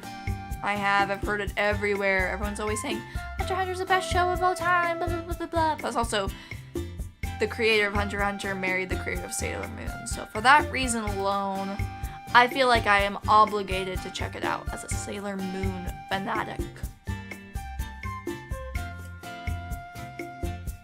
Coughs in One Piece? Yeah. I'm not touching that thing. I can't. I will never watch One Piece. It is far, far too long. Nope. If something is over 50 episodes, even if something is over 12 episodes, I'm very unlikely to watch it. And if it's over 50 episodes, there's probably a 0% chance that I will finish it. I think I finished 4 200 plus episode anime. I finished Shigokara, Katekyo, Hitman Reborn. There's probably another one. I mean, maybe JoJo and Sailor Moon? I feel like that's all that I've watched. Also, welcome, Plastis Nightmare. Hello, how are you? Y'all seen Toradora? I have. I like Toradora alright. It wasn't my favorite show by any means, but I did enjoy it. Definitely would not probably watch it again. I am a person who likes to rewatch shows. I know some people don't like doing that, but I do. I've never really gotten the urge to rewatch Toradora, personally. I think it was an interesting show with really good characters. My favorite one was probably, I don't remember what her name was, but she had blue hair. She was kind of a bitch. I thought she was funny though. I think she was probably my favorite out of all of them. And then the funky bird from Toradora. It was a pretty fun show, but I don't really remember that much about it. It wasn't something that resonated with me a lot. Makes me giggle like a little girl. Ew, what the hell? Angel Beats is the best rom-com, in my opinion. I have not watched Angel Beats, actually. I'm pretty sure I wasn't able to find it on YouTube back in my, like, super duper weeb young girl anime days, so I never watched it. I heard so many good things about it, though. I probably would have been obsessed with it if I did get to watch it. Maybe I will watch it still. Actually, speaking of which, what is my favorite romantic anime, because I'm just usually not that big of a fan of romantic anime, period. Let's look at some lists. It says Bakemonogatari is a romance anime. I don't know about that. I don't think that really counts. Ooh, Maid-sama, I did watch that. And also, and also Ouran High School Host Club. The Toradora, Shinbyo and Other Delusions, Kimi no Todoke. Oh, My Love Story. That actually looks like a pretty fun one. I still haven't watched that yet. Welcome to the NHK. They're listing as a romance? I don't know. I don't think it was much of a romance. Love is War. Love is War pissed me off. I liked it a lot, but it made me mad. They took way too long with that bullshit. I mean, really, nothing happened at the end of season 1. I know that something started happening in season 2, but still, ugh. Didn't like it. I did like it, actually. I did like Kaguya-sama, but they were blue-balling us. They really were. So watch Dorohedoro. I should, probably. Blue-haired girl was Ami Kawashima. Okay. I remember now. I don't know about that one. Welcome to the NHK, Captain. Yeah, I don't think that it's a romance either. I was looking at the greatest romance anime of all time list, and they listed that on there, which I had to disagree. Now they're listing Elfen Lied as a romance on my anime list. That's what I'm looking at. Love is War is kind of boring. Intro was pretty dope though. I love the intro of Love is War. It's so good. I love both openings, the second and the first opening. Actually, yeah, nothing even happened at the end of the second season. It was in the third season that they finally had something happen. Yeah, bullshit. Bullshit. They were blue balling us. They were. Yeah, I'm looking through this list and there isn't really anything I like that much. You know what is kind of depressing to me? As I'm scrolling through the romance list, I think over 50% of these are harems. And I'm not... I mean, I am a harem hater. I shouldn't say that I'm not a harem hater, but... Mainly I hate harems just because they're boring. But also they're kind of gross sometimes too. And it looks like the vast majority of these just listed as romance or harem animes. Ooh. Don't love that. See, this is why I hate romance anime, because I hate harem anime. Dying in the Franxx was phenomenal. I don't know about that. I didn't watch it, but I heard some kind of bad things about it.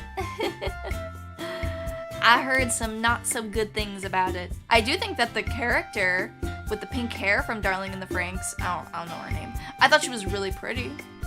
I could tell you that. Harem is the bane of true romance. Exactly! How am I supposed to enjoy a romance anime when there are 15 different romances going on all at the same time? How is there any true romance? Okay, the one harem, though, that can get away with it is The World God Only Knows. Because that show, it isn't a true harem, and it makes sense. Such a fun show. Basically, the ultra gamer, who is the visual novel master, has to romance real-life girls now in order to collect souls or whatever to save the world. You know, yada yada, anime nonsense. And, each episode he has to, you know, conquer a new girl, but there's nothing really bad that happens in them. You know, it's not like an ecchi show.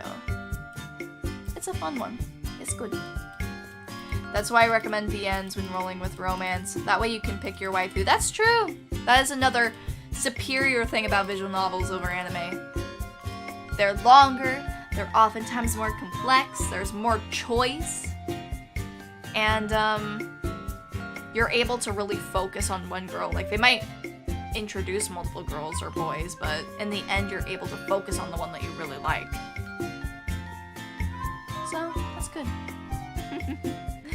Quince is good though. What is Quince? Bakemonogatari, Chunibyo, and Yahari were pretty good in my opinion. I think that they're decent, but I don't really think that Bakemonogatari counts as a romance anime. I feel like romance isn't the main focus. Just in my opinion. And with Chunibyo, I guess romance is a focus of Chunibyo. I haven't watched Yahari though. I'm looking through this list right now, and a lot of these I don't think even are romance. At least to me it isn't. Tatami Galaxy is listed as a romance?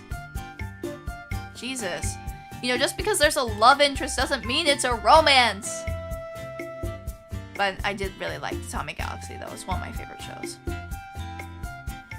But I wouldn't categorize it as a romance.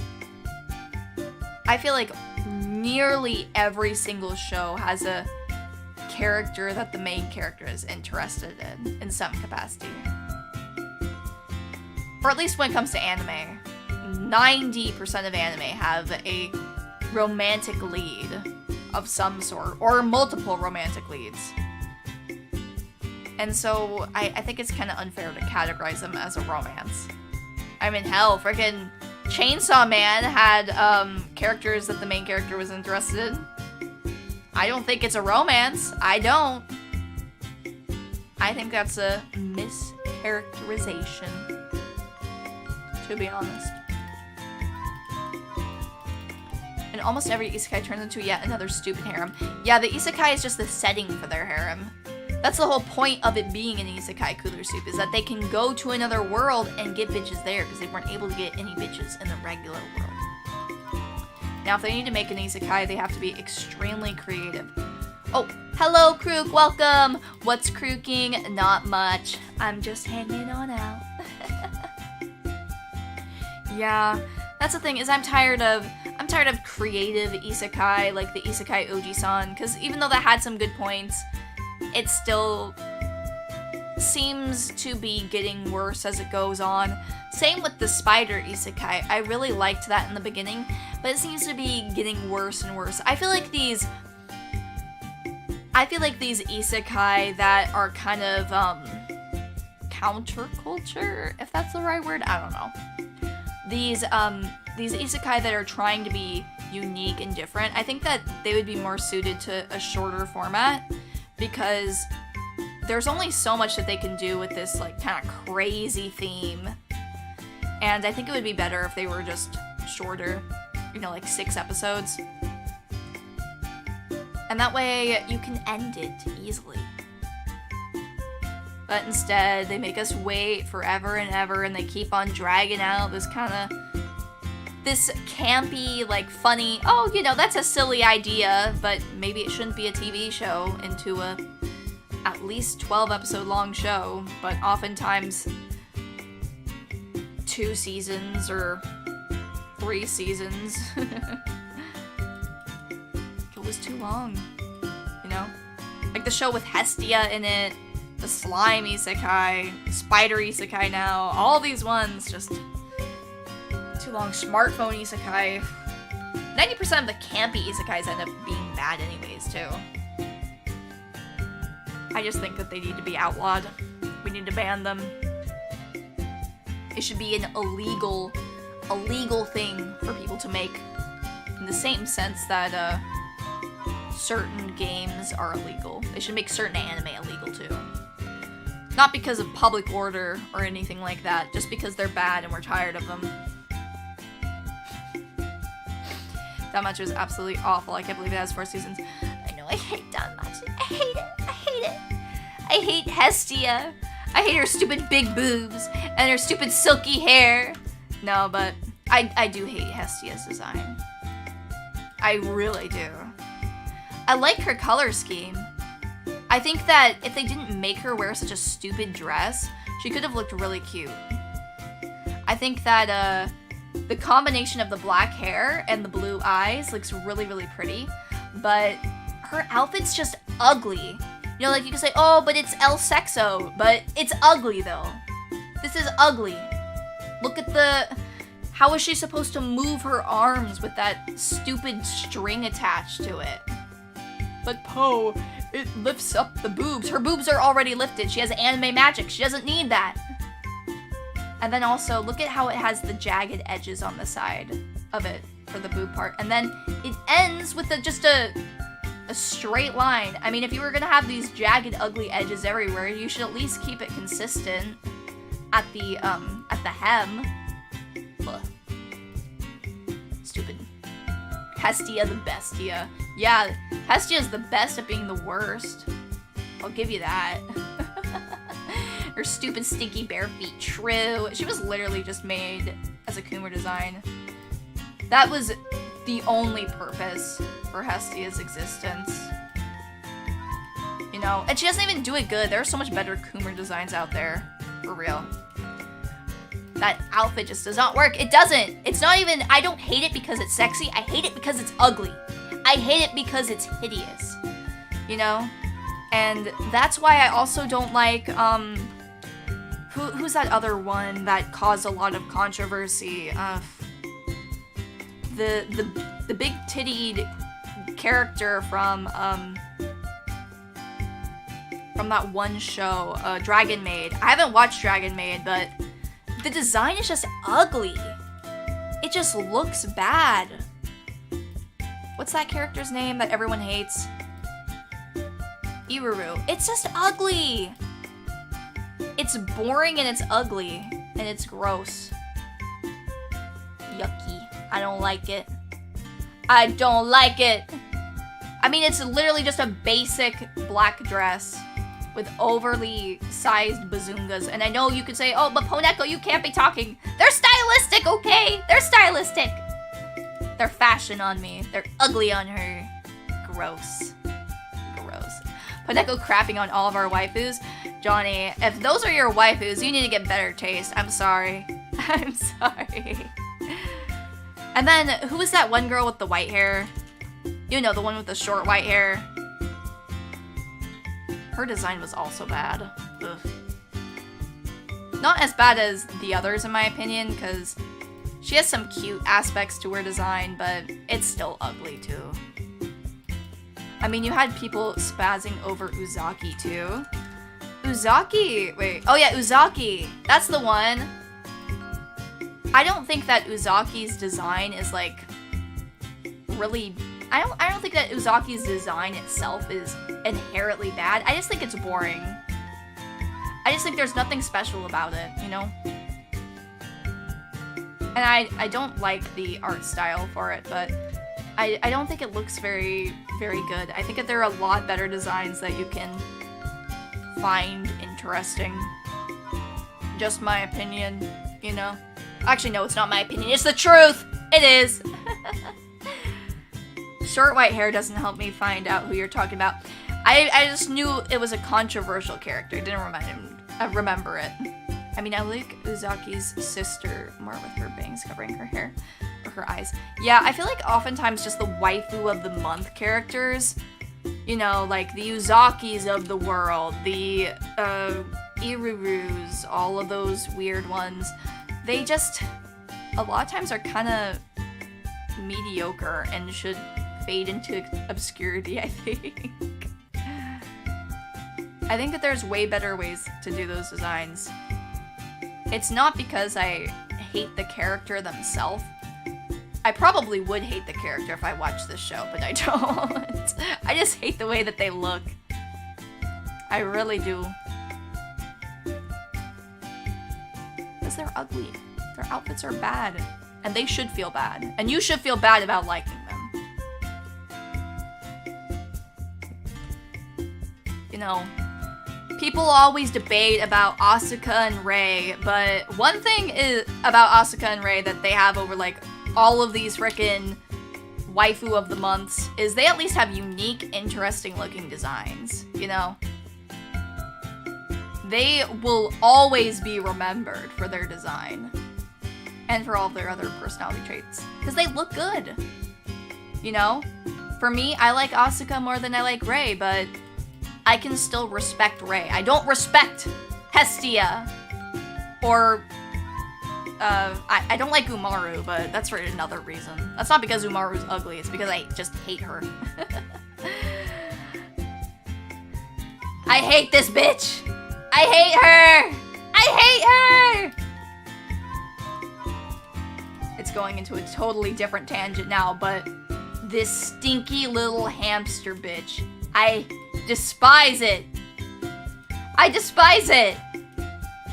She only exists to be like, oh, she's just like me. She's just like me. But I don't think anyone is actually truly like that. She's such a little leech. And she's so mean to her brother. Their stupid voice and the stupid little theme song that plays with the flute. Like, I don't even know how it goes. The Umaru theme. Blah. What about Misaki though? Misaki looks good too. That's the thing, is they have good designs. I'm talking purely about the designs when it comes to those other characters, though I'm sure that they aren't really that interesting either. But when it comes to Umaru, I don't hate her because of her design. I just hate Umaru. I hate her soul. And she's like, I'm secretly a little gremlin, but usually I'm beautiful. Ugh. Yeah, Kobeni was the best girl. But I couldn't even finish this show because I couldn't stand Umaru. See this one right here? She was the best girl. She was. But I couldn't stand watching the entire show because of her. Because of her stupid little hamster antics. Umaru, I can relate to her even when I started reading the manga. You gotta stop relating to her. It's bad for you. It's bad for you. All that Coca-Cola is not good. You know, I do like to play video games and sleep in and wear a Snuggie, but it doesn't mean I'm gonna be abusive to my brother, even though I don't have one. Oh my god. And it's all of the Umaru profile pictures too. You know, whenever you see someone with this stupid profile picture, you know that they're gonna be a total menace. Not in a funny way, like, you know you're gonna want to avoid them because they're gonna have some of the dumbest takes on the planet. I can't relate to Umaru. I can relate to her brother since I'm an Oni-chan. Ebina, she was really cute. She was! She was. She deserved better. People are always like, Umaru's the pretty one and Ebina's just plain and boring. Like, no! Ebina's cuter than her too! And she's nicer and not mean. I don't drink Coke all the time, I drink water too. I drink a ton of water as well. I am a water enjoyer. FPS is not a game, Umaru Doma. I'm changing my PFP to Umaru. Johnny Cat, don't you dare! Don't you dare! Come on, aren't you supposed to be a cat? Why do you want to be a stinky little hamster? And I love hamsters. I love hamsters, but she is a stinky little hamster. And that's being nice. Okay? Wait, that weird girl that looks like a Russian doll is Umaru? Yes, that's Umaru. Don't watch it. Ebina is a good case of simple is best. I think simple can be good sometimes. You know? Simple can be better. It's not to say that Ebina is an amazing waifu, but she's just the best girl in the series, which is not difficult when your main competition is Umaru. Why are cute anime girls so cute? You need to get your eyes checked if you think Umaru is cute. I'm changing it to Umaru just to spite you. I'm gonna need to take a drink of water. I'm too upset. Any other character you want to roast, Great Pope? I'm gonna look at most popular anime waifus. And now I'm gonna go down the list. I'm gonna go down the list. That way I'm sure to hit one of your waifus. Okay, wait. Let's find a good list of top 10 anime waifus. 15 of the greatest anime waifus of the year, 2022. I don't even know half of these people. Oh god. I think that this is a bad website. Because I just got a weird ad. Okay, let's look somewhere else. You know what? Let's use this metric. If Poneko roasts K-On, I'm leaving. You know, this isn't really a roast, but when it comes to K-On, there isn't really that much to roast because it's kind of just very simple slice of life. I like K-On, but I don't think it's anything special. Okay, let's look at this to figure out who I should roast next. Okay, top in 2021. Nagatoro. Okay, Nagatoro. What do I have to say about Nagatoro? I actually don't hate Nagatoro that much. I don't. I like her tan. I like her hair. She has a simple design, but it's done well. And from what I saw in the show, she is pretty funny. She's pretty silly. I think she's probably one of the best of the, like, Coomer waifus out there. She's still a Coomer tier waifu, though, so it's not like she's high tier or anything. She's just the best of the worst. That's my roast of Nagatoro. If Poneko roasts Android 18, I'ma unsubscribe. I can't roast Android 18 because I don't know her. How LOL, the best of the worst. Komi-san? Okay, I can't really roast Komi-san at all, but she's definitely not a Coomer waifu. I don't know much about Komi-san. I just know that she's really pretty. And that I like her hair. I think she's really cute. So I can't really roast her. Other than the fact that I just haven't watched the show. The show might be kind of boring, but I don't really know. Komi herself seems nice. Makima? Makima is toxic. Makima is toxic, but she is really pretty. She is. At least with Makima, she... What is the word? Let me get Makima on the screen. There we go. Look at Makima's design. The thing that I like about it is that Makima is able to be extremely appealing without having a ton of skin showing, you know? She would be a terrible girlfriend, but as a character, I like her. She's good. Makima is hard, but I'm still not barking. Yep, we will never bark for Makima. But maybe we will meow.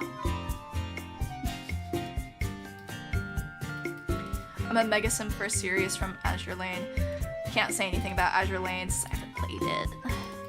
What about Power from Chainsaw Man? I like Power more than Makima, to be honest. I do. I think Power's great. She's so funny, and she's so cute. You know, I think if I became friends with Power, we would get along. I think she'd be a really good friend. And she also looks really good too. She has really pretty hair. I think she's good. I do like Chainsaw Man, so I am a little bit biased, but I like Power. I like Makima too. If I had to choose one over the other, probably be Power. Just because she's so silly and she's so funny. You don't really see that many good silly anime characters. When it comes to like the super dominant like types like Makima, I think they're kind of common. Makima's definitely unique, but I haven't really seen that many characters like oh no. Makima got upset with me. She tried to have me erased. Oh shit, you know, maybe I should stop talking about this. Maybe some Pomodachi in the audience is not enjoying my roasts of their waifus right now. My waifu is safe from the roast. You know what I should do? I should do a waifu roasting stream where you all send me your waifus. Okay? No one is safe. Not even me. No, I'm safe, but Your waifus are not, and you certainly are not, by virtue of that. Natsuki from Doki Doki. I like Natsuki. She's cool. I don't have really any complaints about Natsuki. I think she's probably... Her and Monica are my favorite characters from Doki Doki.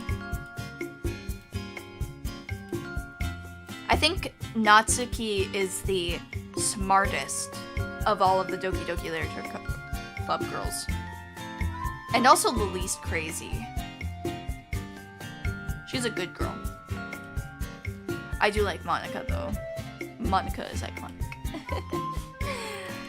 Makima, you like dominatrix and you want someone to slap you like nothing. Yeah, I agree. Makima is for the masochists out there for sure.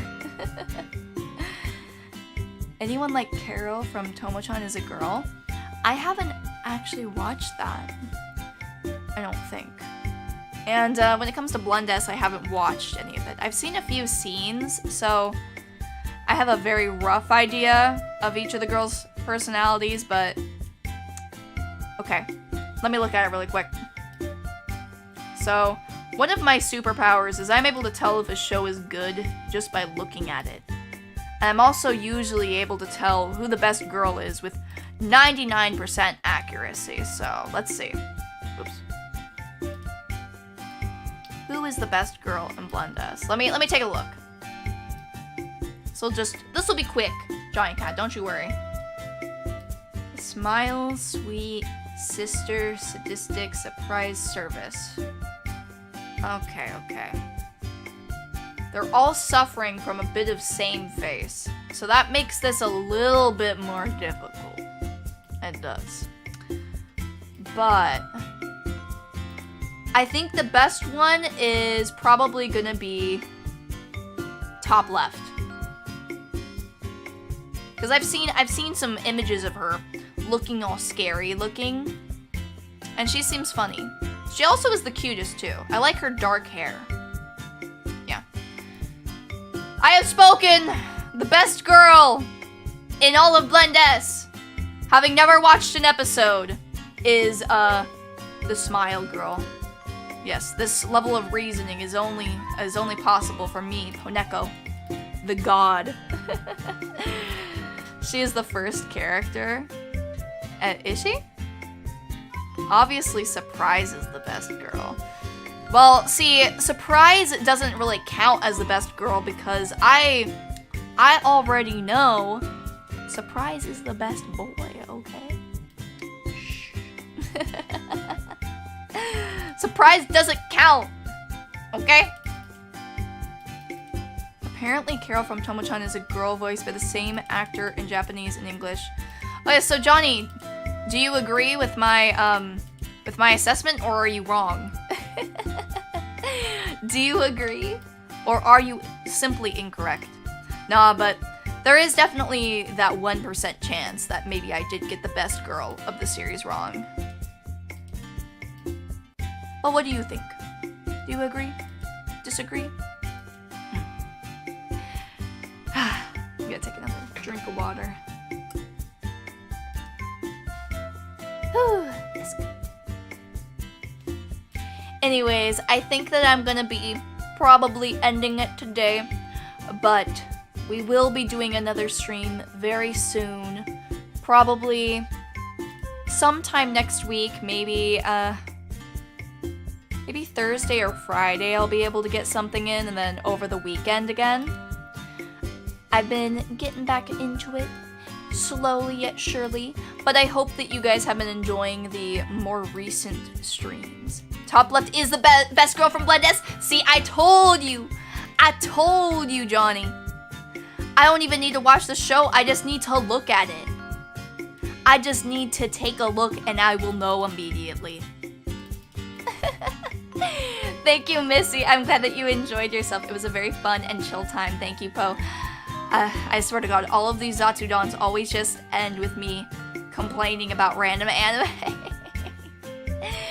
That's for the roast, and I'll get back to you about that Kid Nation chart. Alright, Caleb, please do. I'll have to get a stream set up where I rate your waifus out of 10. I might not know all of them, but that won't stop me. that will not stop me. As I said earlier, no one is safe. Alright, well goodbye everyone. I hope that you enjoyed yourself. I definitely liked saying hi to the Pomodachis again.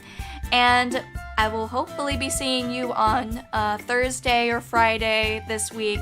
We'll have to see, but definitely I'll be able to do some streams over the weekend. I'm not sure exactly what times, but like usual, I will announce it on Twitter and also have the waiting room inside of my Discord whenever it's ready. And you can also just check my YouTube if you really want. Anyways, thank you guys so much. Bye-bye, everyone.